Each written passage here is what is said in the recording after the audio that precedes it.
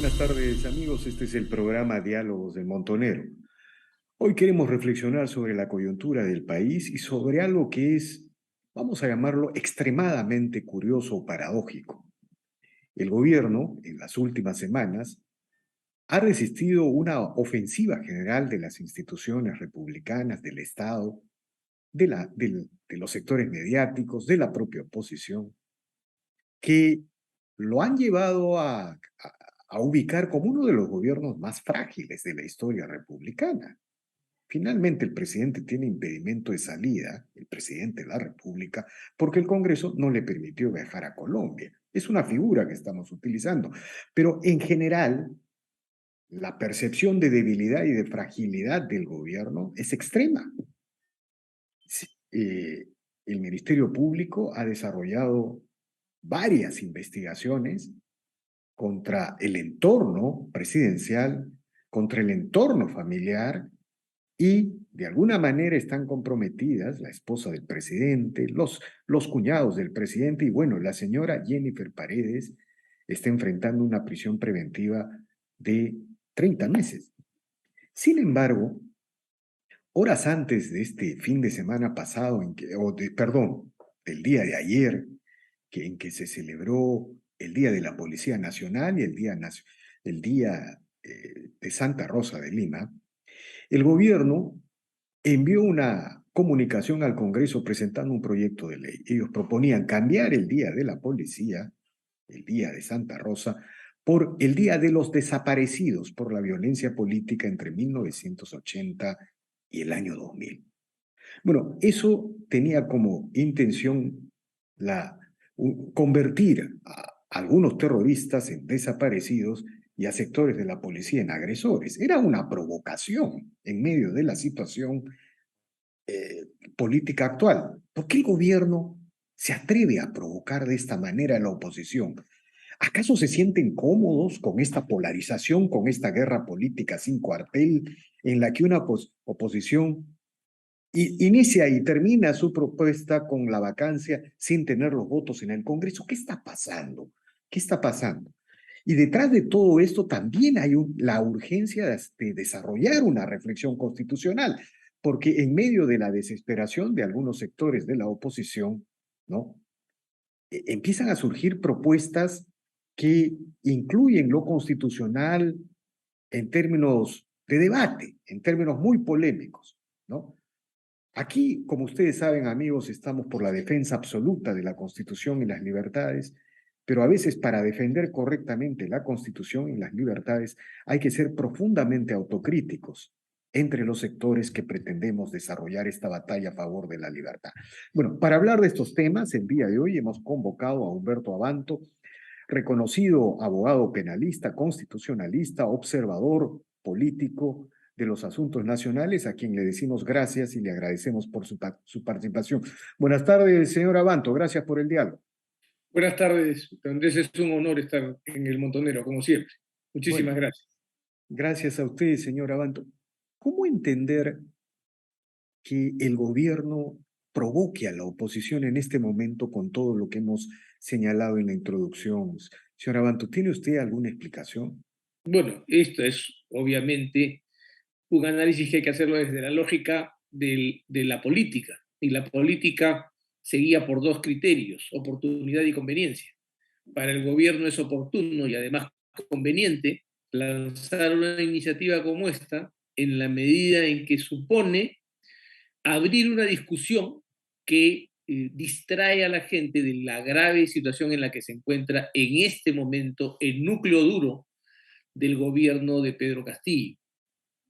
Se trata de dos cosas al mismo tiempo desde mi punto de vista, de una operación distractiva, por un lado, y por otro lado, de una sonrisa del boxeador golpeado. Es el boxeador golpeado que sonríe y dice no me has tocado y da la impresión de que quiere ir para adelante en la pelea. Y por otro lado, no sé si a usted le produce la misma impresión. Es como si el gobierno dijera, ¿saben qué, amigos de la oposición? Sigan ustedes en esta idea de blanco y negro, es decir, vacancia o no vacancia, más allá de que no tengan los votos en el Congreso. Es decir, es como si le dijera a la oposición, sigan ustedes anunciando todos los infiernos, aunque no enciendan una vela. Algo de eso hay, ¿no? ¿No siente usted, no percibe? Es que, a ver, el, quería concluir esto primero, ¿no? O sea, el gobierno juega su carta de distracción a la oposición y de comunicación a la sociedad de que está firme. Distrae a la oposición, que se va a perder, estoy seguro, en un debate sobre si hay violencia política, si hubo conflicto armado interno, si no hubo conflicto armado interno, si hubo guerra contra terroristas, etcétera, etcétera, etcétera, distrayéndonos a todos del tema central, que es que son los escándalos de corrupción que envuelven al gobierno de Pedro Castillo. Y por otro lado, le comunica a sus adherentes que está intacto y que está dando batalla política. En medio de esto, es cierto, la oposición comete un grave error, no hace política, está planteando una especie de estrategia jurídica en la que el factor más importante es lo que pueda hacer o dejar de hacer el Ministerio Público y el Poder Judicial. Ese es un grave error y está demostrado. Las cifras así lo dicen. El señor Castillo en este tiempo ha pasado un proceso de acumulación de fuerzas que es desfavorable a la oposición. Una subida de 10 puntos y algo más en este tiempo, lo que tendría que demostrarnos, lo que tendría que convencernos es que la estrategia político-judicial o político-fiscal judicial no tiene efectos y que lo que hay que hacer es empezar a marcar las deficiencias manifiestas de un gobierno, por llamarlo de algún modo. Ahora, muy rápidamente para entrar al tema constitucional y legal que es su terreno, ¿no? Digamos, todos los días en el Perú suben los precios de la canasta básica en el mercado y no hay un solo político, un solo partido, una sola bancada que denuncie esto y diga que hay un gobierno que es responsable. Todos los días falta menos empleo, la pobreza está aumentando y no hay políticos que denuncien esto. Pero, y no solamente eso, todos los días en las ciudades hay una ola delincuencial, hay una demanda de seguridad ciudadana y no hay políticos que salgan a decir esto y a intentar conectar todo este desgobierno que se vive día a día con el gobierno al que quieren, digamos, cesar, al que quieren cuestionar. No hay esa relación. Eso tiene que ver mucho con la situación, ¿cree usted, señor Abanto? Pero fíjese, Víctor Andrés, la cosa es mucho más grave, porque sí hay una fuerza política que está atenta a las subidas de precios y a la falta de empleo. Son las fuerzas políticas que respaldan al gobierno, que salen y dicen que el alza de precios se debe a la especulación de los grupos monopólicos y oligopólicos en el Perú, que la falta de empleo se debe a la codicia y a la política del cholo barato y el azúcar cara en el Perú. Entonces, la oposición no ha construido un discurso que explique racional, pero además sencillamente al pueblo por qué es que esas explicaciones son falsas, que estas justificaciones del gobierno y sus aláteres son falsas. ¿Por qué? ¿Por qué no lo hace? Porque el Perú tiene un drama, y yo quiero dejarlo acá claramente subrayado a riesgo de que nos molestemos todos.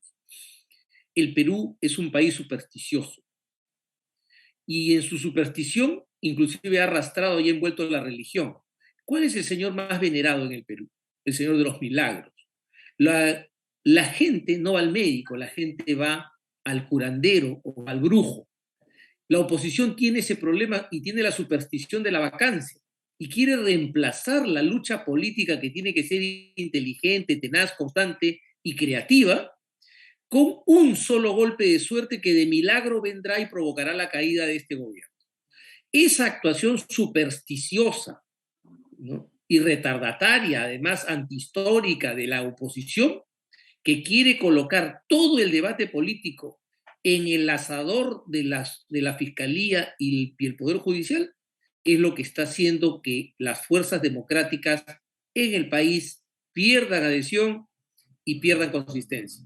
La Ahora, ausencia de un líder que vea las cosas desde una óptica política, no simplista, sino inteligente, es lo que está marcando. Ahora, en esta desesperación de la oposición, ya entrando al terreno constitucional, ¿no es cierto? Al terreno legal, que es su campo, en esta desesperación de algunos sectores de la oposición, se ha llegado a afirmar que en la medida en que no hay los votos en el Congreso para vacar al presidente, ¿no es cierto?, es posible producir una salida judicial de el gobierno de Castillo, es decir, en base a la Convención de las Naciones Unidas y la lucha contra la corrupción, se puede suspender al presidente Castillo mediante una vía del Ministerio Público y el Poder Judicial al margen del Congreso, al presidente Castillo en sus funciones. Eso es posible de acuerdo a la Constitución y mirando los tratados internacionales, señor Abanto. Fíjese, Víctor Andrés, yo voy a hacer lo más contencioso posible porque, como he tratado de comunicarlo, soy enemigo de la superstición, soy enemigo de las fórmulas mágicas, soy enemigo de las supuestas interpretaciones creativas. El derecho tiene sus rigurosidades y el derecho tiene su ortodoxia. La Constitución no solamente es una norma suprema, la Constitución es una fuente de fuentes. ¿Qué significa esto? Que la Constitución nos dice cómo se crea y cómo se modifica el derecho, e inclusive cómo se modifica ella misma. Lo establece en el artículo 206, lo establece en el artículo 57 también. Entonces, ¿qué quiere decir esto? Cuando alguien me dice a mí que la Convención Internacional contra la Corrupción y la Convención Interamericana contra la Corrupción han modificado la Constitución peruana y permiten suspender al presidente de la República, lo que está diciendo son dos disparates al mismo tiempo. En primer lugar, me está diciendo que una norma convencional que pone en cabeza de cada Estado el uso de sus propios procedimientos internos para adecuar su legislación a las exigencias de la Convención, ha producido una modificación automática de la Constitución. Eso no es posible. Si la Convención dijese, por esta norma todos acordamos modificar, sería distinto. Y segundo, el artículo 57 de la Constitución señala que cuando un tratado afecta disposiciones constitucionales, tiene que ser aprobado bajo el procedimiento del artículo 206, es decir, en 2 legislaturas ordinarias consecutivas con una votación superior al 2/3 del número legal de miembros del Congreso, es decir, 87 votos en aquellas 2 ocasiones como mínimo. ¿Eso ha ocurrido con estas 2 convenciones? Eso no es lo que ha ocurrido con estas 2 convenciones. Entonces, yo creo, no me he noticiado, usted es periodista, está más informado que yo, probablemente se ha abierto el concurso nacional del disparate jurídico y hay quienes están dispuestos a ganar el primer lugar muy prontamente. No, y digamos, lo grave de todo esto es que embarcarse en una ruta es como si uno enviara es como si son los errores históricos de una guerra, ¿no?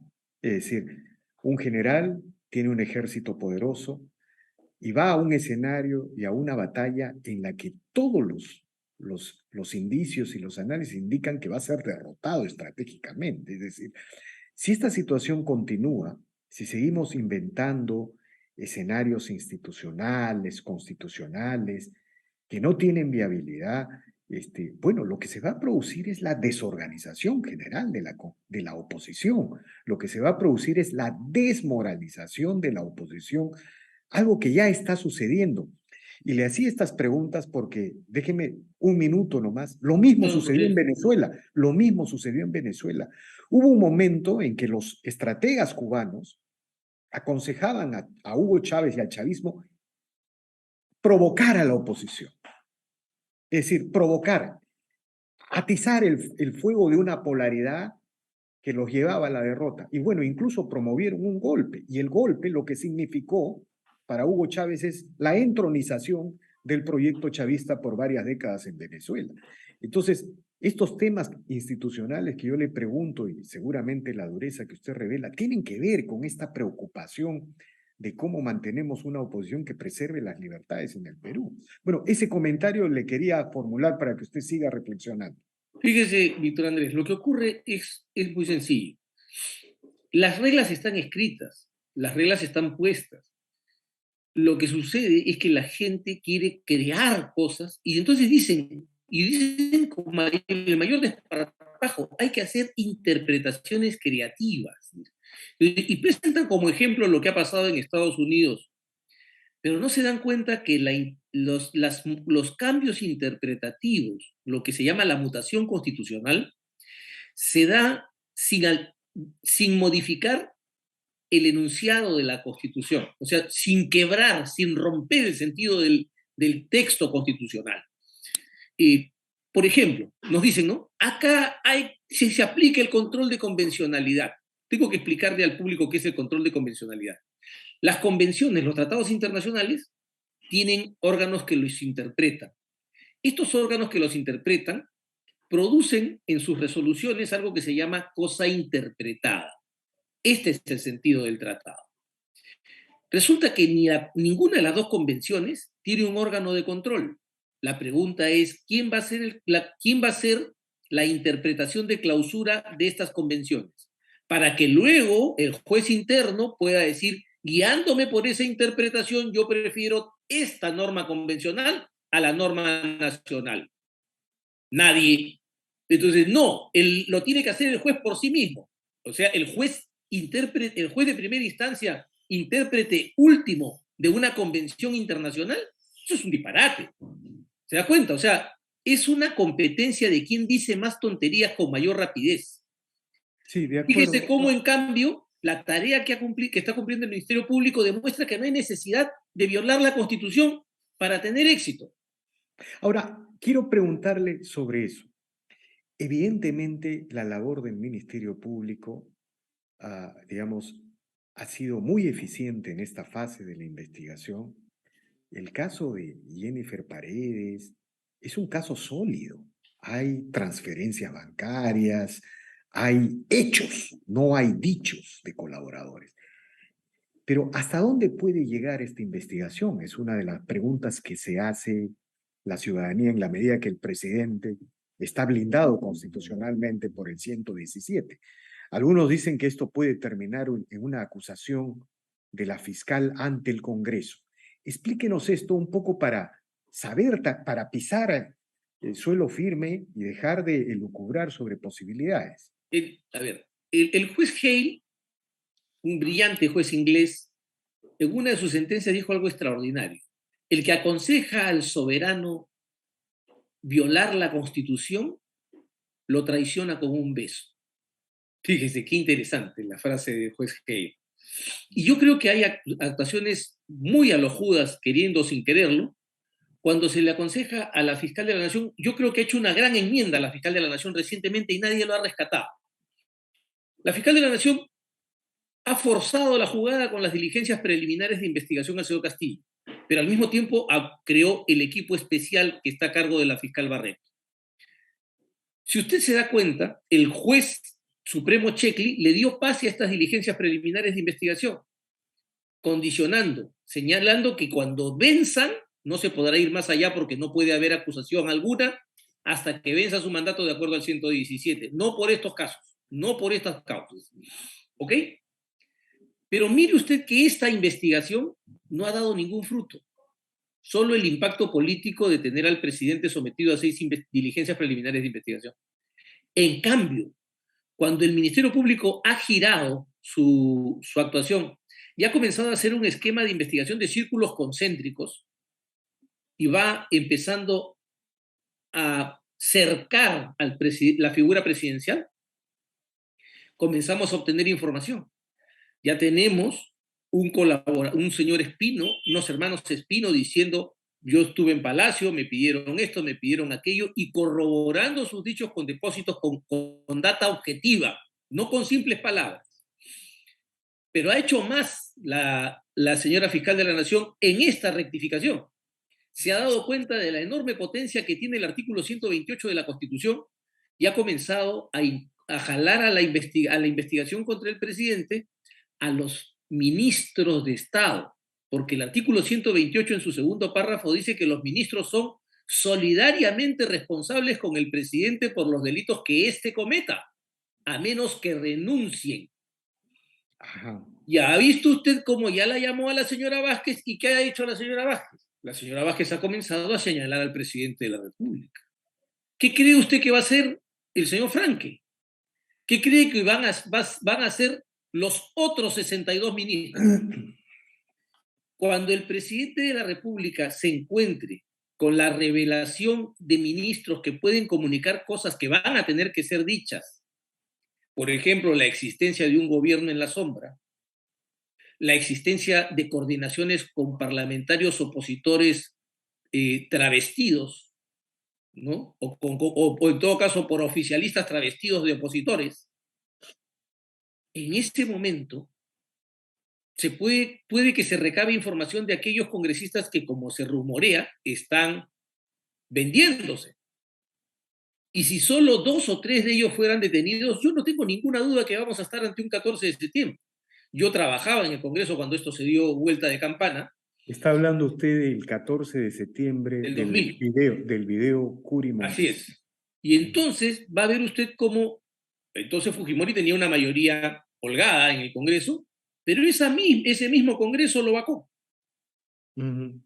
Claro, lo que usted Eso está puede terminar señalando, ocurriendo. lo que usted está señalando es que, en síntesis, ¿no? La polarización política, que es legítima, que es justificada, no debe llevarnos a ver las cosas en blanco y negro y no debe llevar a pretender que los tiempos de las instituciones, del sistema de justicia, sean los mismos tiempos de la evaluación política de los políticos, muchas veces desconectados de la realidad. Entonces, esta especie de mezcolanza de tiempos, esta especie de mezcla de objetivos, nos está bloqueando a todos.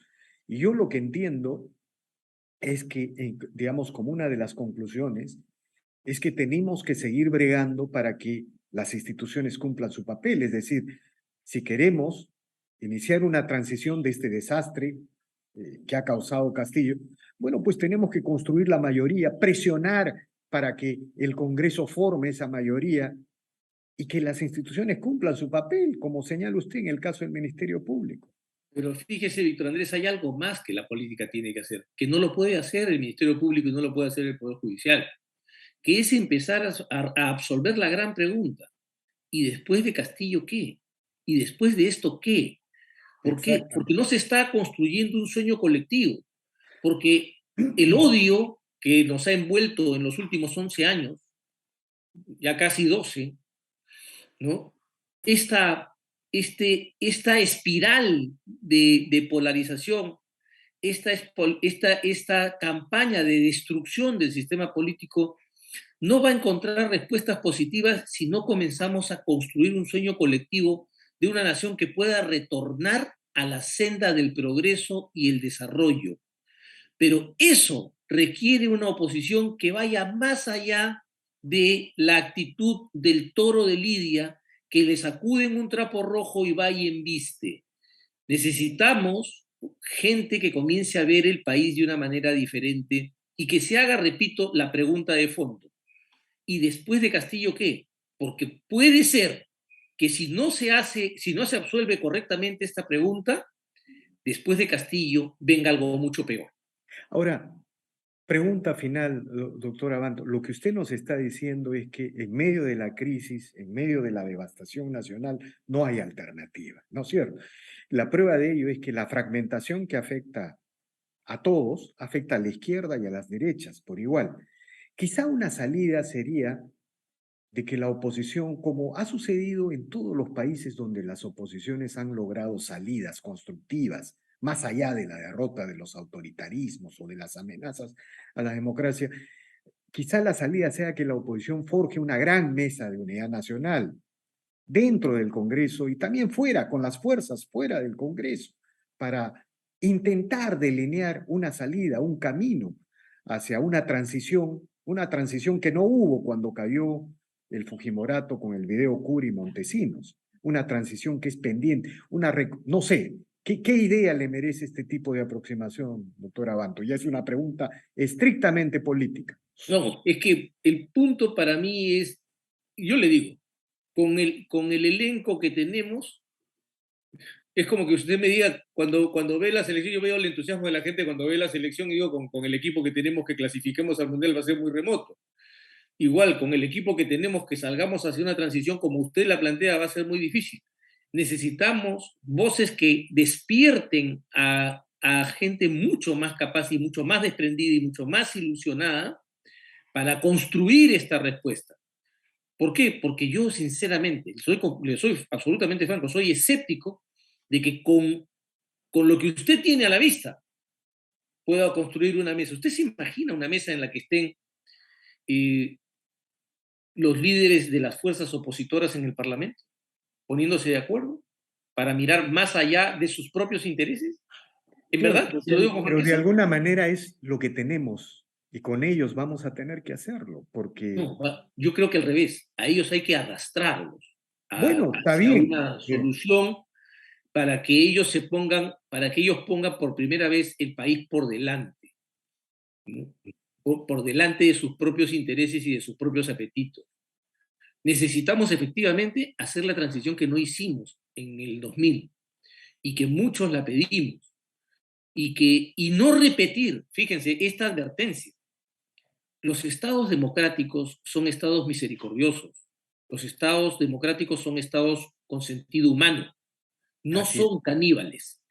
Yo desde ya propongo que al iniciarse esta transición que está cercana, se recoja la vieja enseñanza de Haya de la Torre y del viejo aprismo de movernos en dirección a una amnistía que nos permita reencontrarnos como nación y evitar esta guerra civil silenciosa que estamos viviendo. No hay forma más grande que enterrar nuestros muertos en Gettysburg comúnmente. Y si no logramos hacer eso, vamos a prolongar, porque fíjese usted, Víctor Andrés, se lo digo con toda claridad, el pase del 2000 hacia acá trajo consigo un espíritu cainita, y un espíritu cainita contra el fujimorismo y los que participaron del gobierno de Fujimori. Yo vi cosas atroces y las subrayo y las marco, no tengo problema en marcarlas. El fujimorismo cometió crueldades, pero peores son las crueldades de las democracias, porque son imperdonables, que está llamada a no ser cruel. Se les hizo se les grabó con impuestos, se les hizo acotaciones por impuestos por los ingresos por corrupción a los que eran condenados por estos delitos que pertenecieron al gobierno de Fujimori. Y el Tribunal Constitucional dijo que eso era válido. Según esa teoría, los asaltantes de bancos, los destructores, los norteños, Momón, le deben dinero a la SUNAT por las fechorías que han cometido. Yo propongo que el siguiente paso sea la construcción de un Estado democrático de verdad, y por eso es que me ven solitario hablando de la necesidad de respetar el marco constitucional, aunque no nos guste. La diferencia entre un país de verdad, entre un Estado democrático, entre una sociedad dispuesta a convertirse en una sociedad civilizada y las sociedades bárbaras, está en el respeto de las normas, aunque no nos gusten, aunque no nos parezcan útiles en ese momento. Cuando somos capaces de hacer eso, nos convertimos en un país diferente. Muy bien, doctor Abanto, le agradezco infinitamente por estas declaraciones muy polémicas que marchan a contracorriente de las versiones del oficialismo y también de la oposición. Pero es hora de tratar de buscar salidas porque este bloqueo general nos está llevando a una implosión general de la sociedad, del Estado, de la política, de las instituciones. Estamos más cerca de la anarquía y la disolución que de una amenaza chavista, ¿no? Y esto ya pasa a ser responsabilidad de todos y particularmente la oposición. Le agradezco mucho, doctor Abanto. Muchas gracias, Víctor Andrés. Ha sido un placer. Bien. Bien, amigos, esta ha sido una nueva edición de Diálogo del Montonero. Regresamos en la siguiente edición. Gracias.